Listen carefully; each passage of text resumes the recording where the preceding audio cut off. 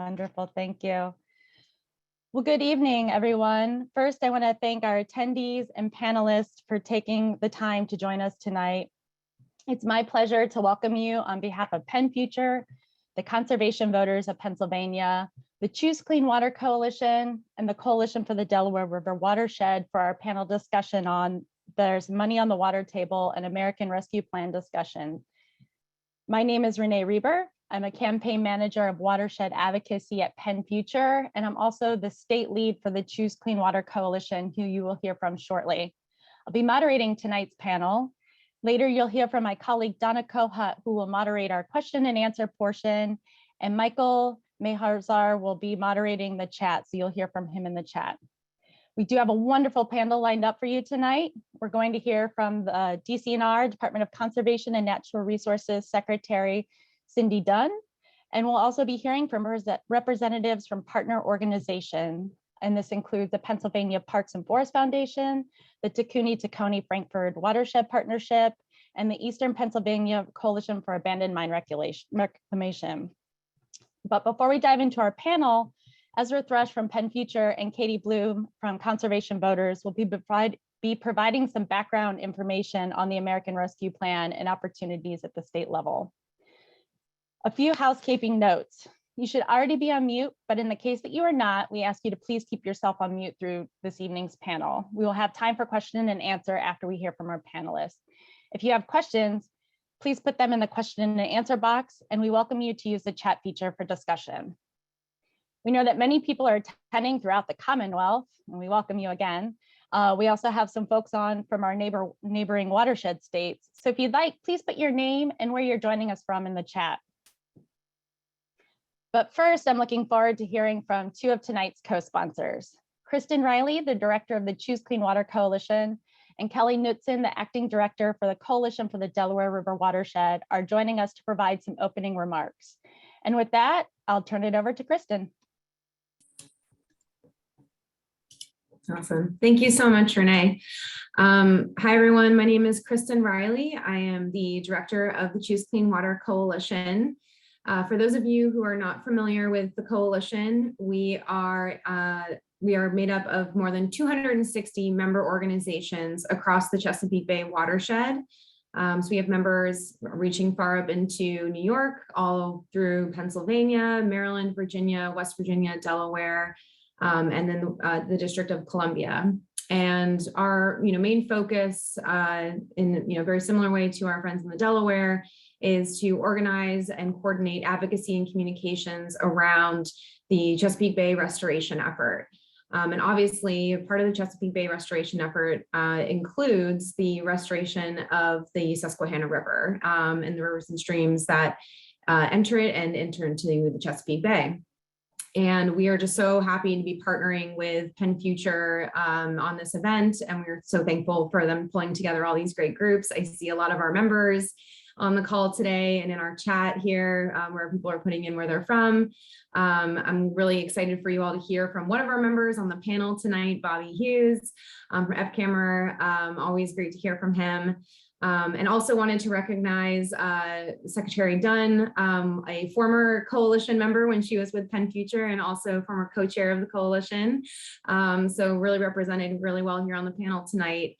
And we're just really, obviously the coalition, one of the big things around advocacy for us is ensuring that there is enough funding at both the federal and state level for the work that we need to do in order to restore all of the rivers and streams that flow into the Susquehanna and flow into the Chesapeake Bay.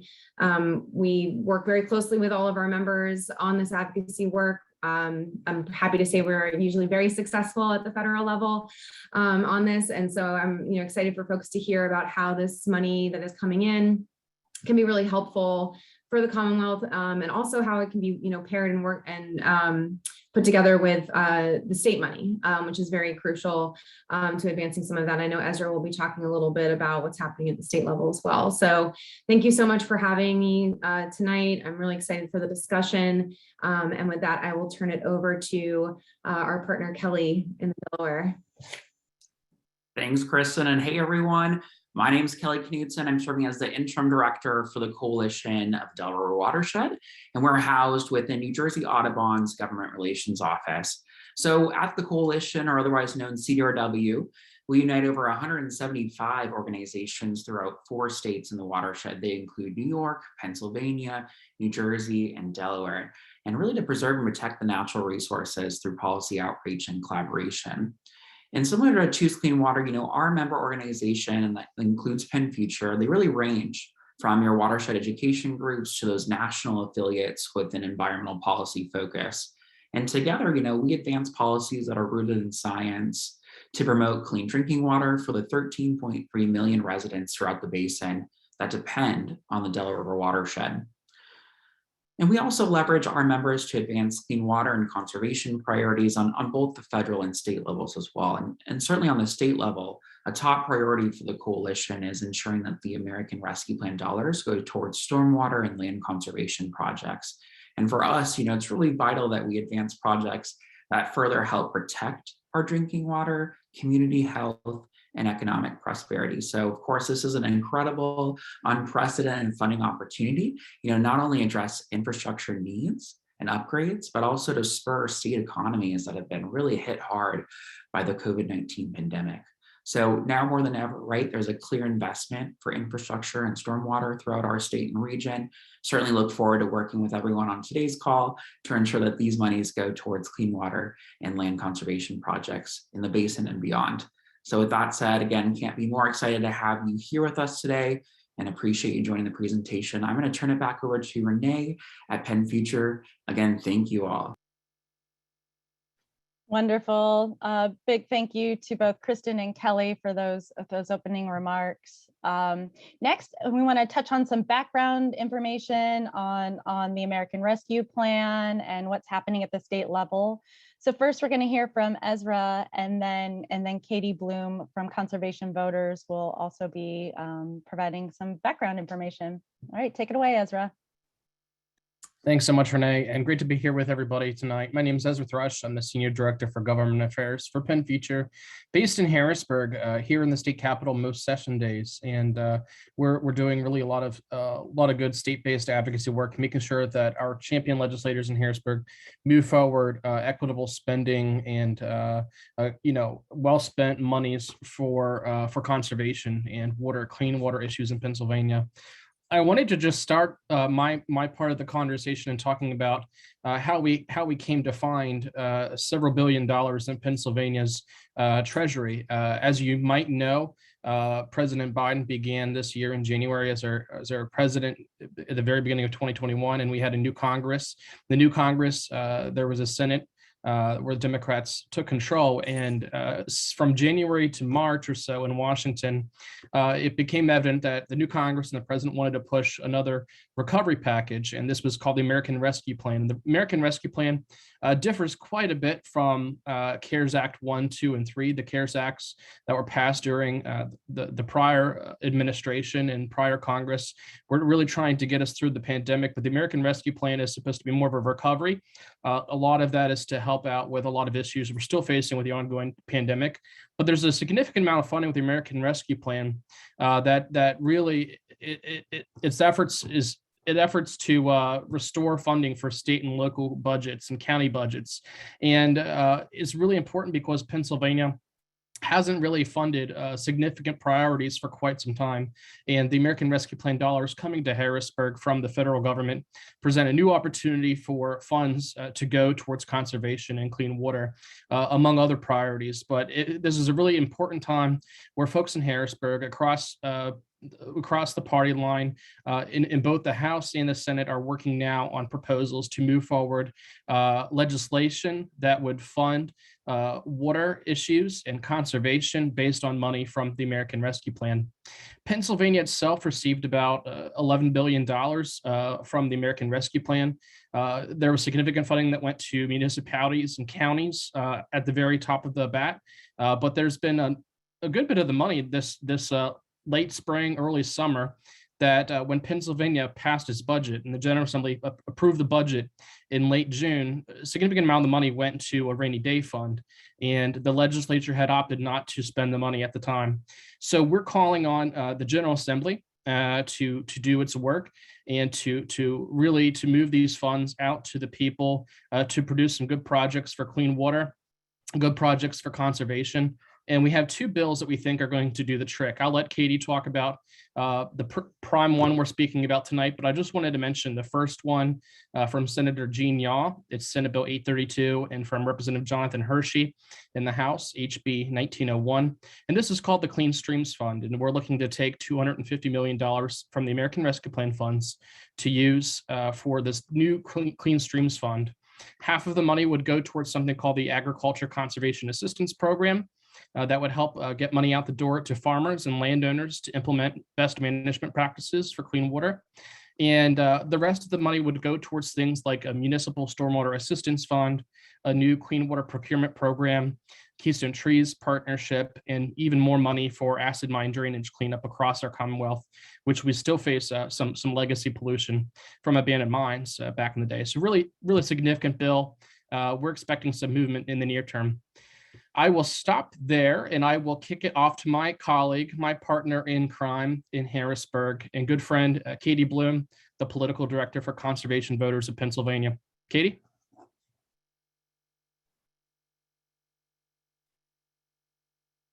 Thank you, Ezra. I really appreciate that. As he mentioned, I'm Katie Bloom. I'm the political director for Conservation Voters of Pennsylvania, and also handle our legislative endeavors. I really want to talk about growing greener, and Ezra really set the stage with ARP funding. There are billions of dollars that are currently on the table. We fully recognize there are a lot of needs in Pennsylvania that have not necessarily been addressed, and this money can really be a stimulus for it, whether it is, further education needs or healthcare needs, et cetera. But it is a huge bucket. And one thing we're really looking at is a smaller piece of that bucket for what is Senate Bill 525 that we are certainly advocating for, and that is from Senator Gordner. It is a great bipartisan bill that would essentially create Growing Greener 3. I don't want to get too much in the weeds for folks. We certainly have some attendees who have been familiar with Growing Greener 1 and 2, and we have some folks who might be new to this kind of work. But what this bill will do will insert hundreds of millions of extra dollars, not all of the ARP funding, to conservation programs. As many of you know, a lot of times there needs to be budget cuts and things like that. And sometimes grant programs end up getting cut to make sure other necessary services are in place. But we have had very positive financial outlooks in the Commonwealth, even with the pandemic. Previously, Growing Greener, some statistics from Growing Greener 2, over 200 million to both DEP and then another to DCNR. 80 million to the Department of Agriculture, 50 to the Department of Community Economic Development, DCED. All of these things really help to do on the ground programs for Pennsylvania's watersheds, whether it is riparian buffer programs, whether it is dealing with toxic runoff of whatever sort. We certainly have abandoned mines, and I know Bobby Hughes is on and he'll be talking about that later. But part of the reason we see this as absolutely critical, Pennsylvania's outdoor economy is $29 billion a year. There have been several reports, and it fluctuates. The highest number I've seen is $29 billion a year, and that is a pretty recent number. And when we look at how many jobs that affects in Pennsylvania, when we look at, I want to say it was over 200,000 jobs are affected by investments in outdoor recreation. And when we think about what our waterways and our watersheds provide, to residents of Pennsylvania. It's not just trout fishermen, but you have kayakers, you have hikers, you have families going on vacations to state parks at places like Whipple's Dam, where there's a beach, and they can go swimming on a hot summer's day. And there are substantial infrastructure needs across this state. And Growing Greener 3, SB 525, would really allow a shot in the arm to promote further investments, because we are very, very backlogged. And there are many organizations, including some of the partners on this call, that basically have what we would refer to as shovel-ready projects, ready to go. They've identified the issues. They just need the funding to clean up these waterways and improve recreation resources in their region, in their direct communities. And this is really a stimulus, which is what the ARP funds were really meant to be. And investing in Pennsylvania's outdoor recreation economy can be part of that stimulus. So this really helps several different sectors, where it's not just about the environment, but it's also an economic bonus as well. And getting outdoors is really healthy. So I'm going to turn it back over to Renee to introduce our next speaker.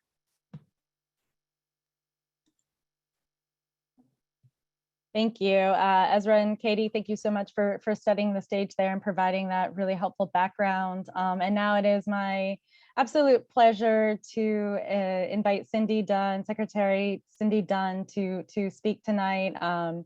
The Department of Conservation and Natural Resources, they oversee a lot of programs through the Growing Greener, and our state parks definitely have experienced an uptick in visitors with the pandemic. So without further ado, I'll pass it over to Secretary Dunn. Thank you for joining us.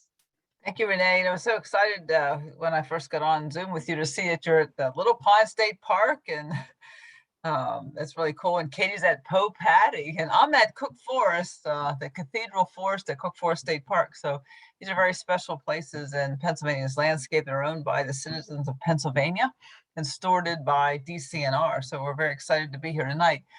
Really want to magnify what both Ezra and Katie have said.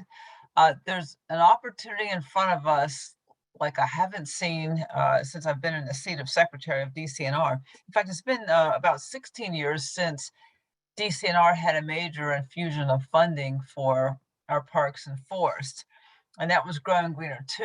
And there was attempts made in the Wolf administration several times for Restore Pennsylvania, but because it was tied to a gas severance tax, we just couldn't get it through the legislature. I want to thank those who tried, but it just wasn't going to happen, and it hasn't happened. So we're sitting here today on a backlog of park and forest infrastructure. It's at least $1.4 billion. Marci Mowery, who's on next, I believe, has done a very good job of providing a document, a catalog of those. We have lists and lists and lists of infrastructure needs, but in terms of a tool to use, PPFF has done a lot of public outreach and has a great publication on park and forest infrastructure needs. So you may be thinking, okay, so you're here maybe mainly because of clean water, maybe because of land conservation. But when Katie talks about this uptick in recreation, in terms of the link between recreation and conservation, when you think about, well, why are you here? Why are you an advocate? Why are you in this call tonight instead of having supper? It's because you care. And so why do you care? If you reel it back to the why and the how, is probably because you spent some time at a park, maybe as a youngster, maybe with a parent, maybe with a grandparent. So having that time outdoors, having time in a park is critical to you as a conservationist. And what we've seen is that we say it, I don't do it in the public media, but like we say that recreation is a gateway drug to conservation. And you can see the problematic links there in that analogy. But people who get involved in recreation are close to nature, close to the outdoors. If you're walking or running or biking on a trail that's maybe beside a river, that's in a state park or a forest, you start to observe things and care about things, and you start to realize, wow, this is great. I wish I had something like this closer to my home. And then soon you become an advocate for trails, for recreation, for conservation, for clean water. So it all fits together very well. Our backlog at DCNR is at least 1.4 billion, as I mentioned. A good portion of that is natural resource stuff. It is remediation of our legacy problems with AMD. It's remediation of abandoned gas wells and oil wells. And it's removal of invasive species and management of the public lands. And then there's a portion of it is the nuts and bolts gray infrastructure that supports visitation in parks. It's the really non-sexy stuff, the sewage systems, the water systems, the buildings that people need. But in order to have like a successful campground in a state park, you need modern restroom facilities. The good news is, as we're rebuilding things, we're using green technology. We have a Guaranteed Energy Savings Act process underway across the state so that replacement buildings are energy efficient. We're up to 17 LEED certified buildings. We have enacted a policy that all new buildings are going to be high performing buildings. We're not going to submit for LEED certification for our restroom or something, but we're really looking at using the opportunity of upgrading infrastructure to green the system. We feel that state parks, since they receive 46 million visitors a year, provide an excellent education opportunity for visitors that they may see a practice, or they may understand from seeing a solar array or solar panel on a roof that, hey, we could do this at home. They may see electric vehicle charging station and kind of understand the opportunities out there to really green up the system. Our backlog is huge. Some of it's public safety. We have a lot of old dams. We've got a bunch of dam removals out there right now in state forest, and we tend to remove the dam in state forest land, but the beloved state park lakes, of course, we restore those dams.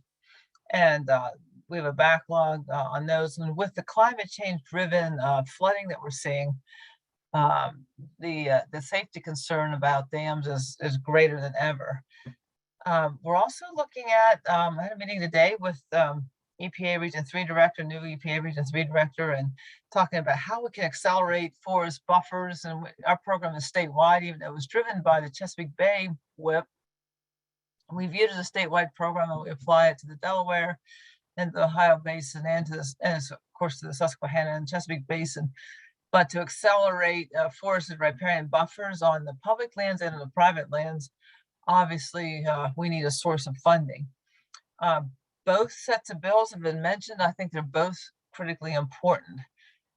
For us, 525 is like a life ring, and it's one of those things like you need it because you're in the water and you're getting in deeper, and 525 could be a just-in-time life ring. Its companion bill is 2020, Linda Culver, and the money couldn't come fast enough. Like I said, it's been 16 years since we've had Growing Greener 2. The infrastructure needs are just compounding. And unfortunately, what happens is if you, for lack of funds, you don't do the simple fixes, and when you don't do the simple fixes, and you add flooding and this climate change driven flooding events we're having, then you get massive, expensive problems that just compound. And speaking of climate, when you think about Pennsylvania's public in a changing climate, and of course, the activists on this call are doing everything they can to reduce carbon in the atmosphere. But another part of it is the resiliency side of things, the connectivity of landscapes, keeping green and cool spaces, and that's what we do in the public lands, but also providing people a cool place to go, and that often involves water. So access to water, land conservation, public lands along water, parks with water, forests with good trails that lead to water. If you remember the images coming out of the Northwest and that god awful heat bubble they had this summer, people were like pouring out of the cities and right down to the river, in the river, because urban heat is the biggest killer of people, a climate change driven event. I mean, we think about, people think that hurricanes and tornadoes, which are very dangerous, of course, but the thing that actually kills more people is urban heat. So again, public lands, parks, cool places to go, access to water is critical.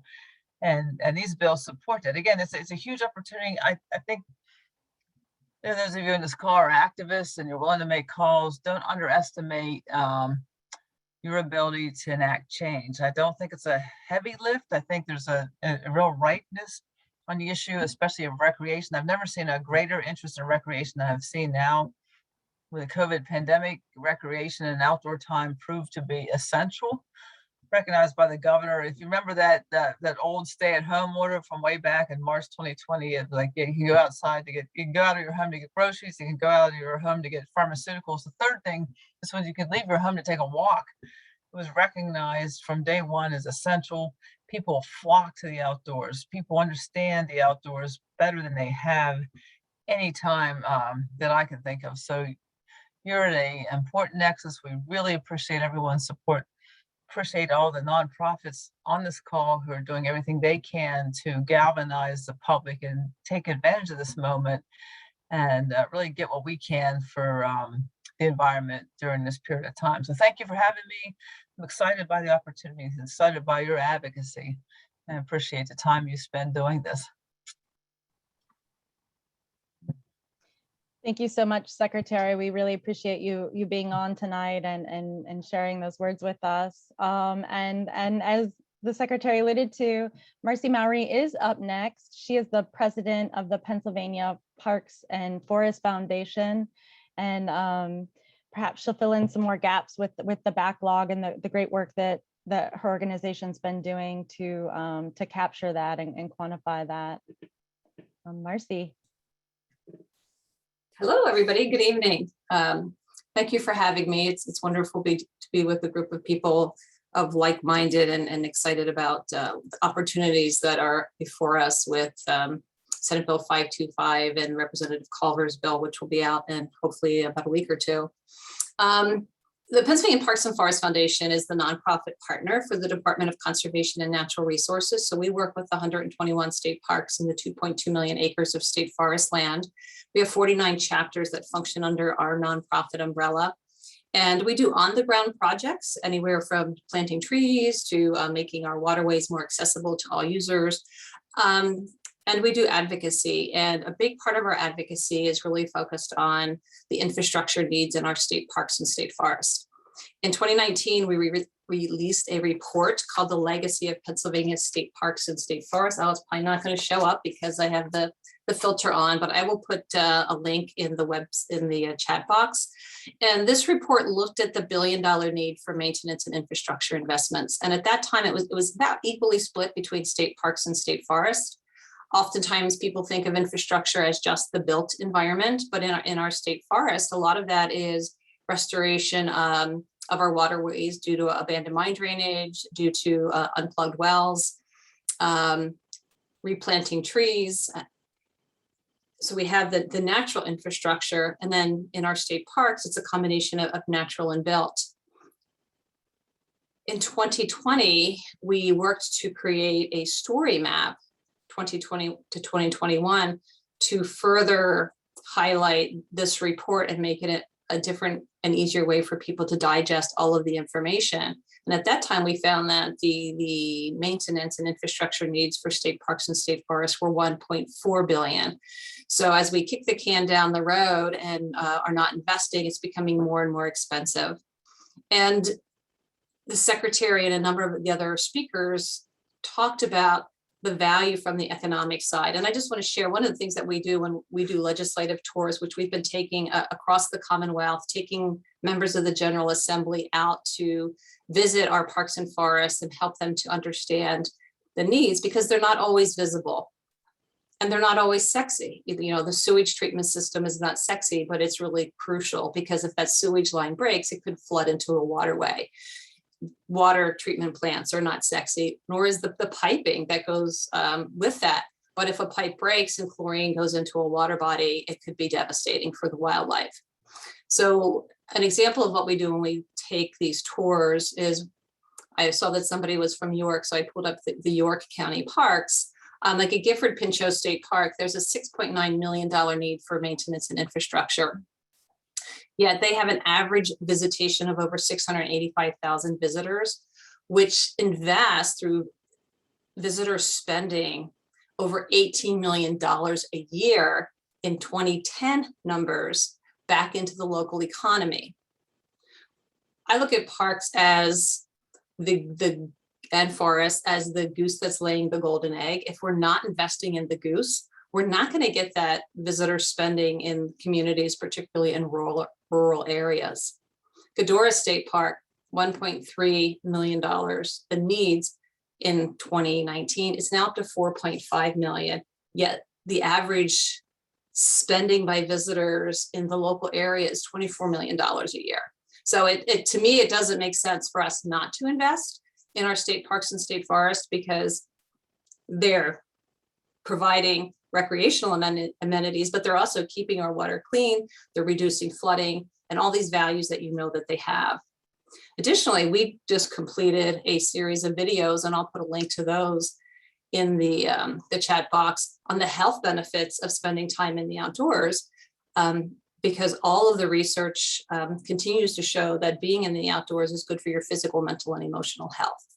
And I believe that that was even more important during the pandemic, when we were all looking for places to reduce our stress, which is actually the #1 reason that people give when you ask them why they're visiting our outdoors. Just looking to make sure I touched on everything, because I see I'm almost out of time. But there are, our parks and forests are amazing places with a lot of water, both in terms of lakes, as well as in streams and rivers. And these are all very crucial to the health and well-being of the Commonwealth, not just from an economic perspective, but from human health as well. So I will sign off, and I'll put my links in the chat box. Thank you, Marci. Really appreciate that, and looking forward to your links, and really looking forward to checking out the new information you have on the health benefits of being outside. Looking forward to seeing that. So thank you. Next, we're going to go towards the southeast part of the state, and I'm going to turn it over to Julie Slavet. She's the director of the Tacony-Frankford Watershed Partnership, and also a Growing Greener recipient. So with that, I'll turn it over to Julie. Not very well, no. Is that any better? That's much better. Oh, good. Okay. All right. Now wave at me and yell at me if you can't hear me all of a sudden. It's so nice to hear everybody talking about health and getting outdoors and important investments in our parks. So again, my name is Julie Slavet. I'm the director of the Tacony-Frankford Watershed Partnership. From now on, we will call TCF. We're a Philadelphia, Eastern Montgomery County watershed. The words Tookany and Tacony have come from the same Lenape word, and I want to acknowledge that. And it's a word that means woods or hidden place. So it's really lovely, and I think important to acknowledge where our place name came from. We're an organization, TTF, that focuses on connecting people to their creeks. We do that through education, stewardship, restoration, and advocacy. And our watershed is a 30 square mile watershed that's half Philadelphia, downstream Philadelphia, and the headwaters are in Cheltenham, Abington, and Jenkintown. I used to feel bad that it was a small watershed, and now I am, over the 10 years, have become very happy about that, because as you know, we all have a lot of work to do, and there's a lot of work to do over 30 square miles. One of the things that I did want to mention is to really talk about the importance of public investments. So again, we do education, stewardship, restoration, and advocacy. Our geographies are different in some ways, and I don't have enough time to sort of talk about the geography and development of Philadelphia and that sewage and stormwater system and upstream in Montgomery County. But we're able to do those things, those important things all across the watershed, with a particular focus on restoration in our upstream communities, because there are still creeks to restore there, whereas everything in Philadelphia except the main stems were buried. And we know that, as someone already said, that our creeks in southeastern Pennsylvania are all impaired. So sometimes we get folks that ask us, You know, is there a creek that 5 miles away that is not an impaired creek? And the fact is that that's not the case. And we all know most of, the impairment is really from runoff, which once we get to Philadelphia leads to combined sewage overflows. So we have some pretty serious problems. One of the things that we have learned in southeastern Pennsylvania, which is why this kind of funding is so important, is that people don't even know what a healthy creek looks like. If they haven't been to the Poconos or they haven't been to some of the wonderful parks that we were talking about in southeastern Pennsylvania, all of our creeks are impaired. They don't have flow. They're not fed by groundwater anymore. And part of our job is to explain to people what a healthy creek looks like and what their creeks down the street could look like. We have really benefited from our participation in the William Penn Foundation's Delaware River Watershed Initiative. We've been part of that for a number of years, and what that has really enabled us to do is to do some very good planning and queuing up projects to be able to be there when opportunities may arise. So we don't own an inch of property, nothing. So all our work is in public spaces, on other nonprofit spaces, school districts, municipal properties. And it takes a lot to be a good partner and to develop a long-term relationship around something that may not be a high priority. It's a high priority for all of us, but it may not be a high priority for a school district or a municipality or a nonprofit to improve their land, to improve their creek. So it involves a lot of education and finding common goals, and then really being relentless about keeping lists of what could happen on a particular property, and continuing to reach out to landowners, to continuing to queue up projects, and continuing to make sure that we have the capacity to not miss opportunities that are coming. And I have to say, I've been doing this for 10 years. 10 years ago, there weren't a lot of resources out there for the kind of work that we wanted to do. We did a lot of tree planting. There were tree vitalized funds. And because of the Delaware River Watershed Initiative and Growing Greener, Monco 2040, DCED funds, we have been able to really find match and build funds on top of other funds to get projects done. And I think that that's what is so exciting about this funding, is the ability to, to sort of come up. The properties are big, you can find big properties to do work on, and to really make a difference in terms of green stormwater infrastructure, bioretention, rain gardens, buffers, all the things that we're talking about. And many of these things can be done in phases with different funding sources that can build upon one another. So that's why we are so excited about Growing Greener and about the American Recovery Funding, because we know that the need is there, and we want to make sure that we're ready for it, and that our partners are, which is everyone on this call and everyone else trying to clean up waterways, can look at water quality projects and get them queued up and ready for when the RFP comes out. I need to be done, correct? Yeah. We're going to pass it over to Bobby Hughes, but no, thank you for that. We kind of started talking at the big statewide level, and nice to hear a small watershed perspective and everything that it takes to get a project in the ground, right? It takes the time of reaching out to people and partnerships and public education, and then finding all the pots of money, and yeah, Growing Greener would be a huge shot in the arm, I think Katie said, to getting more work done. But with that, I will turn it over to Bobby Hughes. He is the director of EPCAMR, the Eastern Pennsylvania Coalition for Acid Mine Remediation. And Bobby knows a ton about watershed restoration and the Growing Greener program as well. So with that, I'll turn it over to you, Bobby. Yeah, well, thanks, Renee. And yeah, I kind of also support what Marci had said before, that we need partnerships really to pull a lot of this work together. And it's something that our coalition in Eastern Pennsylvania, along with our partners in Western Pennsylvania, have been doing with conservation districts, regional nonprofits, the cogeneration industry, the coal industry as well, in helping to look at our sites throughout Pennsylvania that are impacted by both abandoned mines and abandoned mine drainage, of which there are over 5,500 miles of streams impaired by AMD throughout the state, and well over 180,000 plus odd acres that have been identified in need of reclamation that kind of fall under the abandoned mine lands definition under the Surface Mining Control Reclamation Act of '77.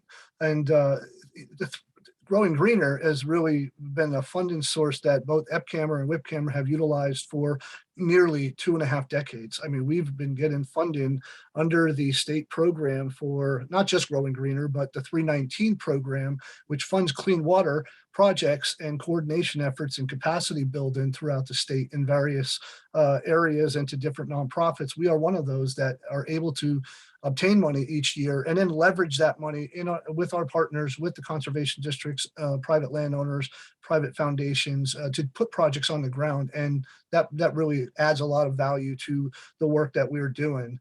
Currently, just even in this last year or so, through the pandemic, we've started a project in the Dauphin County area, for instance, in Bear Creek, where the Bear Creek is an AMD impacted tributary to the Wiconisco Creek that we've been working on that flows through Schuylkill and Dauphin County before entering the Susquehanna down near Harrisburg and Dauphin. And it's got some work to do, but we've been able to utilize those funds and are starting to work with a private landowner who's willing to work with us to allow us to not only do monitoring and potentially put a treatment system on his property, but we're doing a design and conceptual plan with the Susquehanna River Basin Commission and Tom Clark, who's their AMD basin coordinator, while we are developing three-dimensional mine pool mapping capabilities for how much water volume is in some of these mines, because over the last 10 or 15 years, we've taken it upon ourselves and utilizing other sources of funding to now be able to map out these underground mines and find out where the water is flowing, where it's going to, behind what barrier pillars it lies, because of the sheer number of maps that have been put into the state's mine subsidence insurance programs, historic underground mine mapping inventory that we're a part of with the state as well. So, I mean, we're kind of excited because these type of funds are going to give us the opportunity to not only do larger land reclamation jobs with our partners, and we need to talk more now with the chambers of commerces and the economic development corporations, private developers, and industrial parks, and coal operators to bring, potentially manufacturing industries and distribution centers like we're seeing on a large scale with the Earth Conservancy here in the northeast part of Pennsylvania, in the Wyoming Valley, in the Lackawanna Valley, with partners in that area, as well as in the eastern middle coalfields of Hazleton with Can-Do and development corporations that are down there, bringing in lots of businesses and industries that are creating the jobs that we need.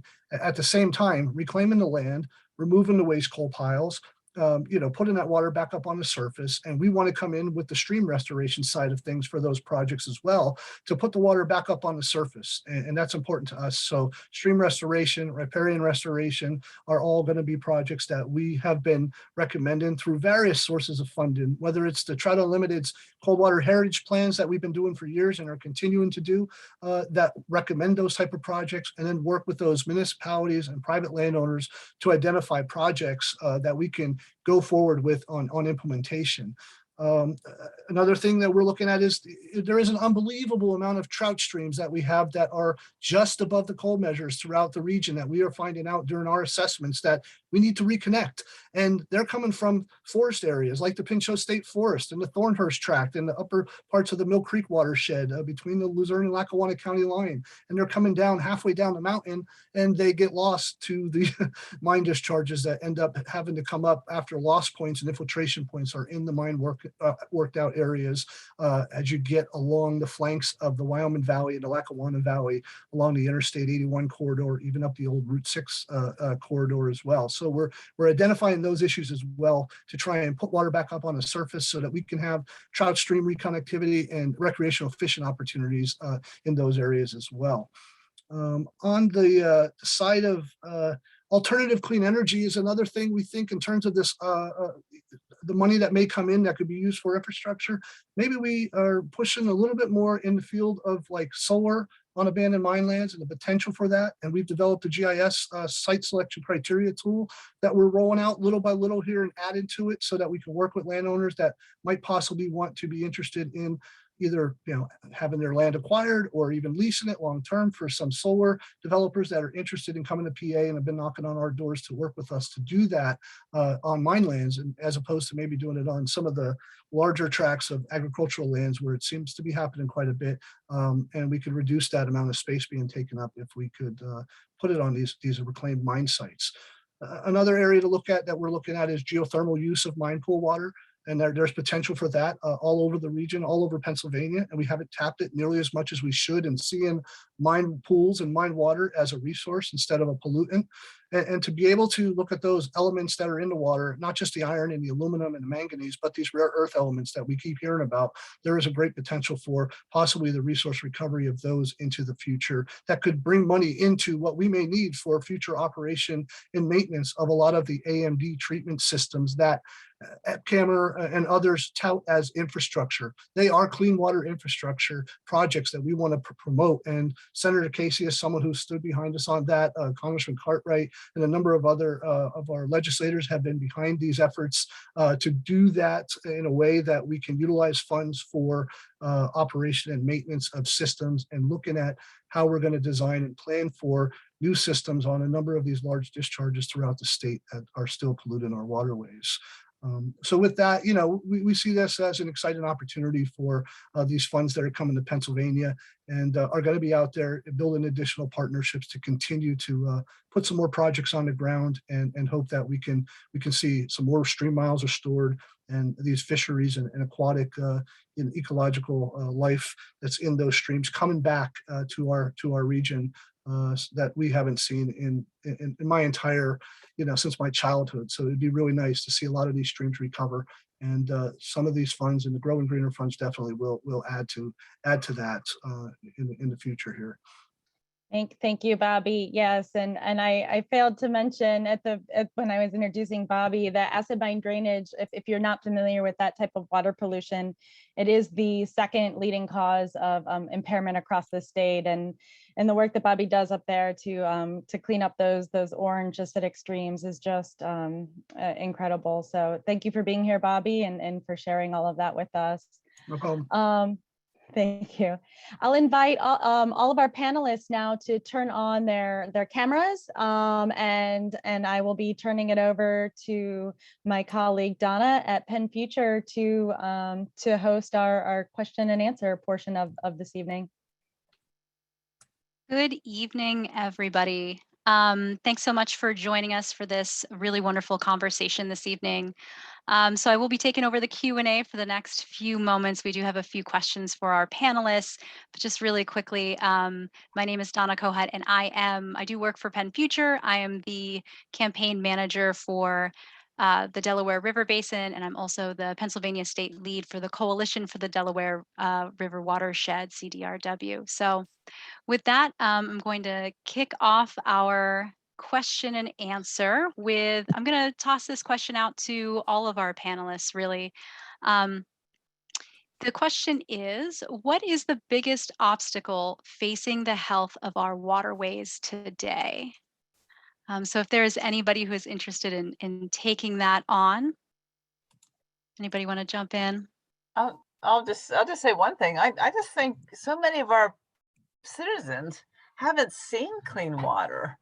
They either live in an area that's been intensely agricultural for 200 years, or, I mean, when DCNR took over a lot of forest lands, they were cut over, burned over forest lands, streams full of sediment, and really the clean streams you see in forest land today have been restored. And then, as Bobby was saying, a lot of our acid mine drainage impaired streams have been that way for over 100 years.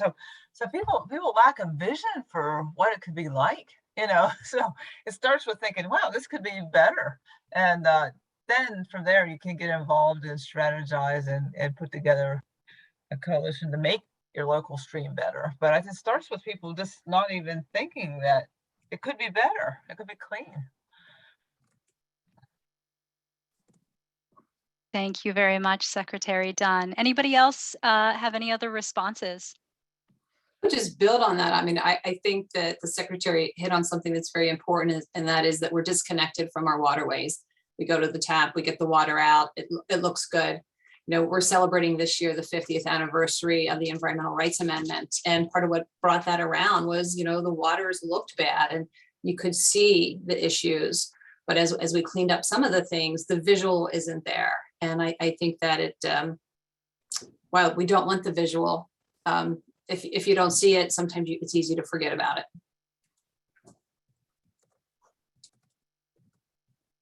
Very true. Very true.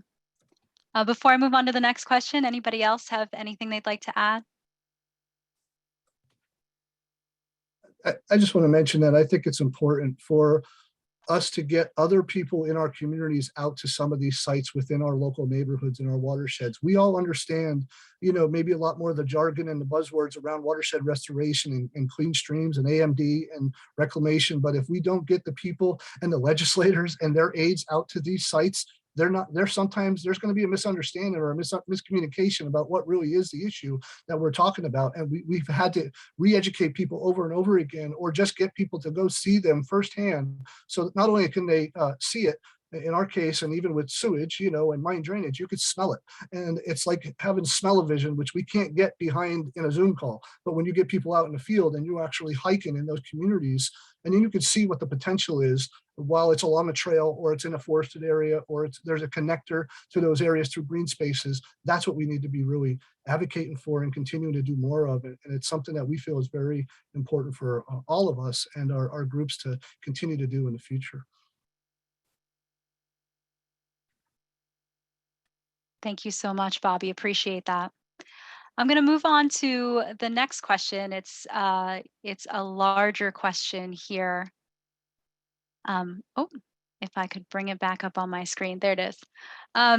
So after we pass bills focused on conservation in the state of Pennsylvania, and we invest these American Rescue Plan funds, what opportunities do you see would be available in the near future for similar work with money from the newly passed Infrastructure Investment and Jobs Act and potentially the Build Back Better Act? Anybody want to take that one? It's a big one. I can take a first crack, and I'm sure my partner Katie might have a couple thoughts, and maybe the secretary. The Infrastructure Investment and Jobs Act is really significant. It's really it's a landmark legislation. It's a funding legislation that we haven't seen anything this size for quite some time, especially in terms of infrastructure. And clean water and infrastructure go hand in hand, as we've heard about all night tonight. And this is the single largest source of clean water and drinking water funding probably for decades. And Pennsylvania is going to stand to gain some pretty significant money. I'll just highlight specifically, we work a lot in the Chesapeake Bay watershed and the Delaware watershed. The Chesapeake Bay watershed writ large is supposed to receive $238 million over 4 years. So that's really exciting. And the Delaware watershed is also set to receive, I think it's $11 million. So it's really exciting. This is all money that's going to go out the door to do the good work of best management practice implementation, conservation projects. And I just didn't want to forget our folks in the Ohio. There's some big money there for lead service line replacement and drinking water, and also really significant money for a Great Lakes watershed restoration initiative. We often forget when we work in Pennsylvania that we have a part of that game is working up in Erie County, and really an important part of the economy in Erie County is around the water, and big money for Great Lakes initiative and cleaning up that part of the world is really big for PA too. So I'll stop there. Maybe some folks have a couple other things to add. Yeah, I think I'll add, Ezra primarily talked about the bipartisan infrastructure framework. And right now, there's many things happening in Washington, D.C. at the moment, but also looking at the Build Back Better Act, which the House passed, the Senate is now taking on, and we expect that to be moving as well. One of the things I definitely want to leave up, especially in the conservation space, about how important the BBB is investing in a lot in resilience, climate resiliency. You've heard some conversation here about stormwater and things like that. but also some climate smart agriculture programs, some forestry programs, a little bit less of an effect on Pennsylvania, but some coastal restoration, urban parks, and other kinds of programs, as well as the creation of a civilian climate corps, kind of hearkening back to the Great Depression Civilian Conservation Corps. So there are some really good things for conservation in the BBB if it remains intact from the House version to the Senate version. And we're just waiting to see what's going to happen with that and doing whatever we can to talk to federal lawmakers to make sure that we keep those provisions in there for conservation as well. I just add, and I agree with everything that's been said. I think we'll have to keep an eye on those conservation provisions. Nicole Farragut, our policy director, is on the call as a panelist. She's tracking them for our agency. So we have big plans for clean water. We're doing forest and riparian buffers. We're trying to conserve more land. We're trying to green up existing public lands and also give grants to our partners to green up recreational spaces. When you think about a lot of these trails and such, they're right along the waterways because the trails, are probably an old rail line and the rail lines went along the waterways. So we're trying to use all these recreation spaces for conservation and for green infrastructure. So we're keeping an eye on this very closely. It's again, a very, very exciting opportunity we haven't seen for a long time. Like anything of this nature, there'll be a lot of competition for the money. And in DCNR's case, as a relatively small agency, there's not a direct line of funding coming to DCNR for all these purposes. So we'll need to keep an eye on and try to leverage the opportunities as we see them, and with your help, bring it to the ground in conservation and get it in the ground so that we see the improvements. So really appreciate everyone's help on that.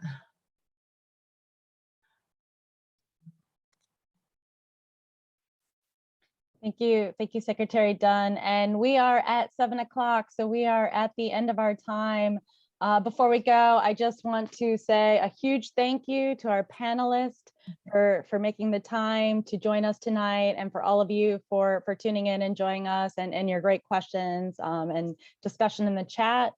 I'd ask Michael to put his email address in the chat, please. If you're interested in learning more or getting involved, I encourage you to reach out to Michael, and he can connect you to our panelists or different resources. And PennFuture does have its ACE program. It's Advocates for Conservation and the Environment.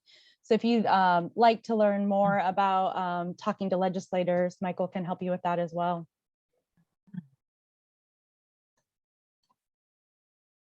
And with that, I'll, got it in the chat. Wonderful, thank you. And with that, yeah, that concludes our event. So thank you so much for joining. Thanks, everybody. Good event. Thanks for pulling it together. Thank you, Secretary. Thanks, Renee. Bye. Thank you, Bobby. Thank you.